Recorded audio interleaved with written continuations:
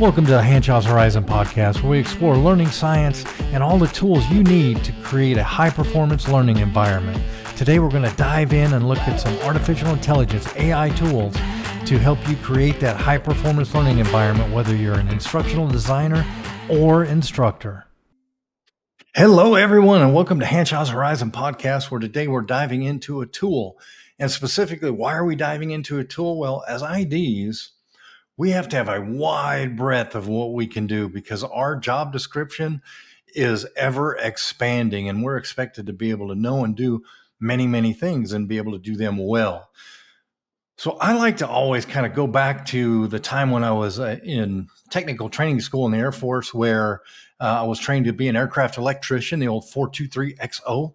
And on the wall, as we walked into the technical training building, was a statement that said, "Jack of all trades, master of none is always better than a master of one." And that so resonates with me and ID work as well, because we're expected to know so many things and be able to do so many things that we have to have tools that can really help us do this. Because if we don't have the tools, then it's kind of hard to be that jack of all trades. We can do a lot, and we can do a lot with very little. But when we have the right tools, it is so helpful, because with the right tools, and when we create things, stuff, whatever it may be, we're helping build presence, instructor presence, content presence, whatever sort of class you're teaching. And especially with instructor presence, we have to be able to build stuff that looks really good, because that helps the instructor build their presence. And remember, there's three types of instructor presence. There's cognitive presence. That's their expertise, their level of expertise. There's teaching presence, which is, the managerial sort of stuff. So the way content looks really speaks to both of those, because when content is packaged well, it looks more professional, right? And that touches on both their cognitive presence and teaching presence.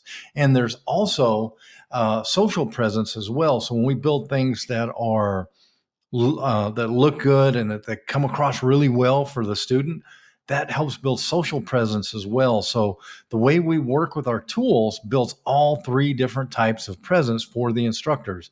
And if there is not an instructor, guess what? There's still a presence that is being built. So if it's a self-paced course with no instructor, then it still builds that same type of presence for the content and for the course itself. It's kind of interesting how that works all psychologically and such.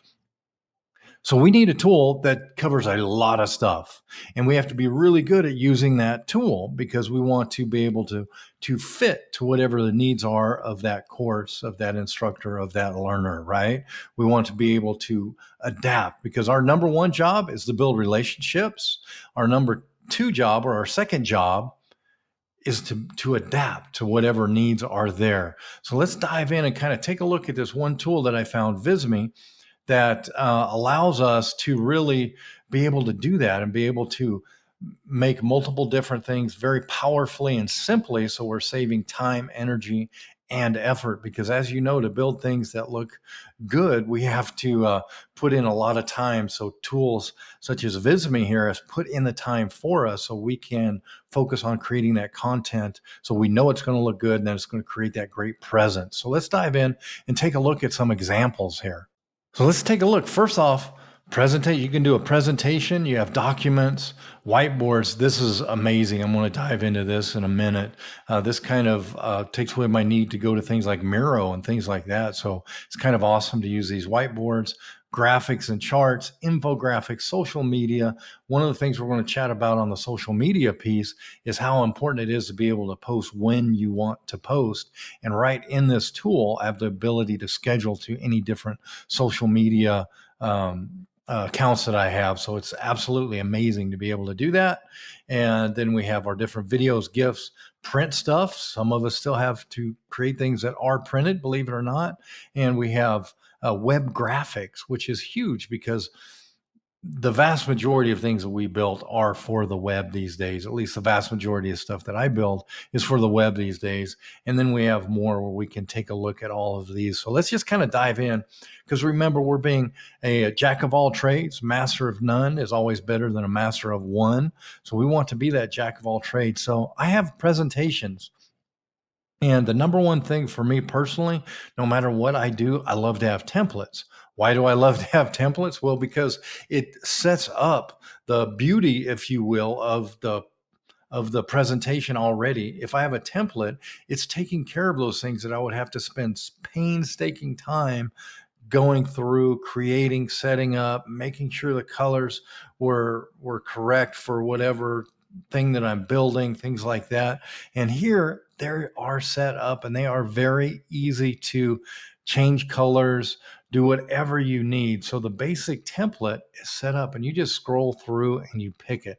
That is a huge, powerful thing to be able to do. And then documents. What type of document do you want? I've created several documents using Visme, and it's always been uh, received extremely well. I've done it for the sports psychology class that I'm currently teaching right now, and the team, the students that I'm working with absolutely love the document that I have, because instead of having a textbook, I put the important stuff into one document and then just linked out to other things. So that's been hugely powerful. And within either the presentation or the document, what's kind of cool, well, not kind of cool, it's very cool. We don't want any tool that does not have AI these days. If it does not have AI, it's not even worth our time, because the AI is our partner now. It's not taking over our job, it's our partner. It's helping us do our job better, faster. It's helping us do our job in a way that we previously weren't able to do our job. It took a lot of time to really just mincing words and kind of massaging through everything.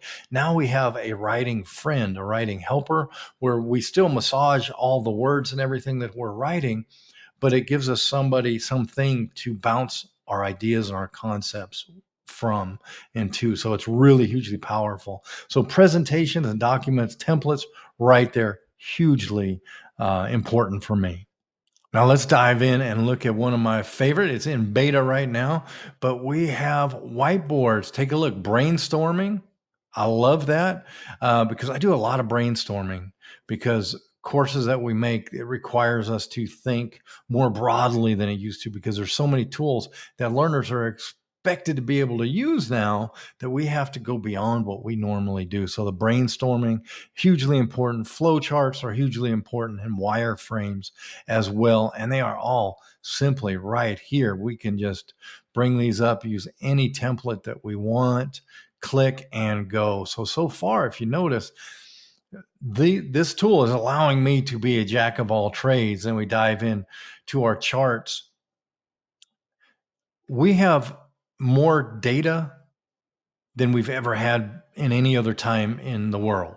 Right now, we have access, I should say, we have access to more data than we have any other time in the world. So it's important that we know how to really tell a story with that data. So, as designers, if we're working a piece of content and it has something we want to compare, contrast, numbers, whatever it may be, we want to be able to build charts and graphs so we can really tell the story of the data. Because if you're going to do anything of substance, you want to be able to tell that data story. I know one of my biggest fails um, in an aerospace company was when I did not tell the story of the data. What I did was I went in thinking the data would tell the story itself, and I simply stated this data as fact and didn't let it tell the story, and I didn't have great visuals for it to help tell that story. And everything was denied, denied, denied, denied. One person let me come back, so I learned from that, came back with the story of the data and how it mattered to the organization and to them personally, and everything went well and we were able to move in the direction we wanted. But that could have been a horrible story because I simply was not prepared. I didn't have a tool such as Visme to help me put the data together in a way that was meaningful. So that's what the charts and graphic are really helpful with. And they're super easy to use. And then our infographics, how often do we build infographics, and do you ever feel, oh man, I really am not sure what this should look like right now? Well, dive in, start taking a look at some of the templates and get inspired. So, a good tool for me, since I'm a jack of all trades, master of none, I want a tool that is a master of many, right? The tool has to be really good. And part of the tool being really good is it inspires me. Because remember, any tool, any AI that we use is our partner. It's not taking us over, it's just helping us. And this helps me to become more creative, more consistent with what I develop and with what I put out. And like social media, this one is a big deal because if you're posting to Instagram, they want it square. If you're posting to LinkedIn, they want, I forget the exact size they want, but they want a different size. So you can go through here, pick out what you want, and then it will create it in that shape, form, and fashion. And then you could easily transfer it into the proper shape for another piece of social media. And then my favorite thing here is, well, second favorite thing. First favorite thing is the AI that helps because I love the AI to help me write. The second thing is I can post right here. I can schedule my post. So I don't need to buy something separate to schedule posts to go out to the different social media channels. And that's huge. Because if I have to have this one piece that goes out to this one tool just to post on social media, well, I can use a tool where I'm building it to actually post it. That's a big deal. And then videos and GIFs. I love GIFs. The reason why I love GIFs so much is I was actually fortunate enough to be able to write an article for TD Magazine. Um, I want to say a little over a year ago, last November. I could be wrong, so don't quote me on the time, but it was about how to use GIFs in instructional design and learning because GIFs are very powerful because it can focus in on one thing and it can focus in really well and it can nail whatever that topic is. And how fun is it to flip through TikTok, YouTube shorts, and learn stuff in less than a minute? Uh, I literally changed the computer in my car using YouTube and 1 minute videos on how to do it. It was absolutely incredible. So if YouTube can teach me how to change my computer, so I'd take the whole dash out, had to get in behind different parts and pieces and equipment, showed me how to take it all out, and it did it in less than a minute. Now, of course, it took me a while to undo and do everything, but it made me competent in these 1 minute increments of showing me what to do. So if YouTube can do that on a specific skill, we can do that in education when it's knowledge or skill. So we can really utilize these gifts. And guess what? Those gifts stick. And why do they stick? Because they're memorable and they're short and they're fun. If we make them boring, maybe they won't stick. But guess what again? Well, we have templates that we can use to help us make them memorable. And that is hugely important because we want things to be memorable and our web graphics here as well to make things, because if we put something that's too large on the web, it's going to take a while for people with slower download speeds if they don't have a fiber connection or an amazing Wi-Fi connection. We want things to be as fast and as seamless as possible, especially when a lot of times we're putting this graphic content into an LMS.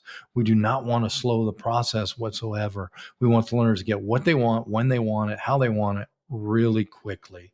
And that's really a big part of our job. So I just wanted to show you how one tool can help us be that jack of all trades and really take out the master of none, because when it looks this good and it's this easy to make, it looks like it's magic. And we have the AI that can help us write. We have AI that can help with our grammar check and so many different things. So take a moment to check out Visme and look at what is all capable here, because as an ID, we want to really help build that presence. And when that instructor presence or content presence is really good, really strong, guess what happens to the learner? They are more able to grasp that content and use it in a creative way. And you know what the rest is, to use that content in a creative way to solve complex problems, because that's really what we want our learners to be able to do. We want them to absorb all this content and all these skills we're trying to give them and then apply them in creative and new ways to solve complex problems, because the problems we're trying to solve are becoming more and more complex. So if you take away anything from this, utilize a tool that helps everyone win. We want to win, win, win. Have a fantastic day.